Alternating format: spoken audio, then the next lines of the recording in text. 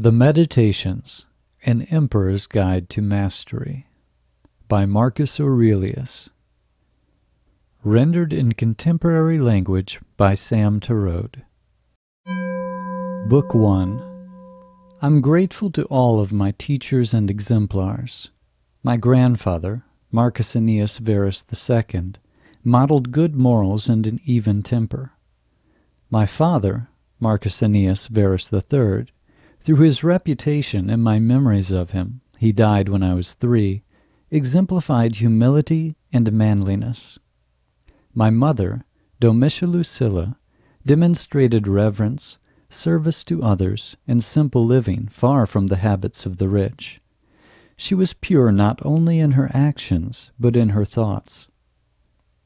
My great-grandfather, Catulus Severus, instilled in me the value of education, and that it's worth the expense to hire at-home tutors for your children. My first tutor taught me not to pick favorites at the circus games or the gladiatorial fights. He also taught me the value of hard work, using my hands, and minding my own business. Diogenetus taught me not to busy myself on trifles, not to breed birds for fighting, and not to give credence to supposed seers and miracle workers about prophecies, incantations, the driving away of demons, and such. Most importantly, he introduced me to philosophy, taking me to hear Bacchius, Tandasus, and Marcianus. Because of their influence, I began writing philosophical dialogues, wore a coarse robe, and slept on a plank bed, following the Greek discipline. Rusticus showed me that my character needed discipline and development. He taught me not to be led astray by sophists or by speculative esoteric philosophies, not to show off, whether in flowery orations, feats of asceticism, or public acts of charity, to speak and write simply, without rhetorical flourish, following the example of his letters, to react calmly when wronged or offended, not to hold grudges, to reconcile with others as soon as they show willingness, to read books deeply, not superficially. He loaned me books from his own collection, and introduced me to the teachings of Epictetus. Apollonius extolled the freedom of the will and an undeviating steadiness of purpose. He taught me to depend on reason above all else, and to be the same person in hard times as in good, in sickness as in health.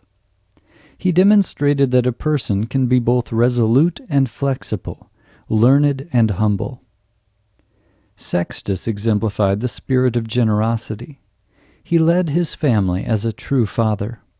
He cared for his friends, tolerated the ignorant, and conversed with everyone on their level. He was agreeable without flattering, affectionate but free from the extremes of passion. I never saw him angry. He had a rare ability to discover and organize the principles of life, and possessed great learning and wisdom, yet never made a show of it. My grammar teacher, Alexander, showed how to correct without criticizing. Instead of interrupting others to point out their mistakes, he would gently introduce the proper way of speaking in his reply. Fronto taught me to recognize tyrants by their duplicity, hypocrisy, and envy. Those called patricians, he said, all too often are lacking in paternal affection. Alexander the Platonist taught me not to complain that I have no free time. Busyness is no excuse for neglecting our duties to family, friends, and community. Catulus urged me to listen to my friends, even when they are critical, to honor my teachers, and to love my children truly. Severus imparted his love for truth, justice, and the people. He introduced me to the idea of a polity in which there is one law for all, a state with equal rights and freedom of speech, and a ruler who respects the freedom of the governed above all. He urged me to pursue philosophy with consistency, to be generous, to think well of others, and to cherish good hopes. He always spoke his opinions outright, so we never had to wonder what he really thought. Maximus exemplified self-government, steadiness of purpose, cheerfulness in all circumstances, and working without complaining. Everyone trusted his words as genuine and his intentions as good. He never showed surprise, haste, frustration, anger, or suspicion. He was eager to give and quick to forgive. He also had a wonderful sense of humor, kind-hearted rather than caustic. In Maximus's presence, no one could feel small or worthless. Neither could anyone feel superior. My adoptive father, Emperor Antoninus Pius, demonstrated mildness of temper and unshakable resolve. He considered himself one of the people, had no vain hunger for praise and honors, and was ready to listen to anyone with ideas for helping the Commonwealth. His justice was impartial, his wisdom gained from experience. He was loyal to his friends, but not to the point of indulgence. He flattered no one. He investigated each matter carefully and thoughtfully, never satisfied with first appearances. He honored true philosophers and was not fooled by sophists. He took care of his body for the purpose of health, not vanity, and rarely needed a doctor's services. He humbly sought help from experts in oratory, knowledge of the law, and other fields, and he freely gave help to others. He filled the role of emperor comfortably, without pomp and show. He followed a consistent routine, shunning novelty, unpredictability, and change for change's sake. His secrets were few, and then only when matters of the empire were at stake. He considered what needed to be done, not whether he would be praised or blamed. We know how he graciously pardoned the toll collector at Tusculum. Such was his way, never harsh, inflexible, or vindictive. He was ever watchful over the empire and its finances, always mindful of the long term.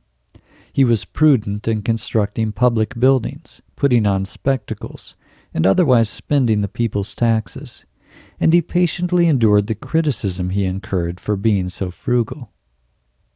He was frugal in his personal life, too. When he had fine things, he enjoyed them in moderation, and when he was without them, he did not complain. He didn't build multiple houses, lounge in leisurely baths, care about gourmet meals, or think about the color and style of his clothes. Like Socrates, he was able to abstain from those things many are too weak to abstain from, and to enjoy in moderation those things many can only enjoy to excess. Such strength and sobriety is the mark of a perfect, invincible soul.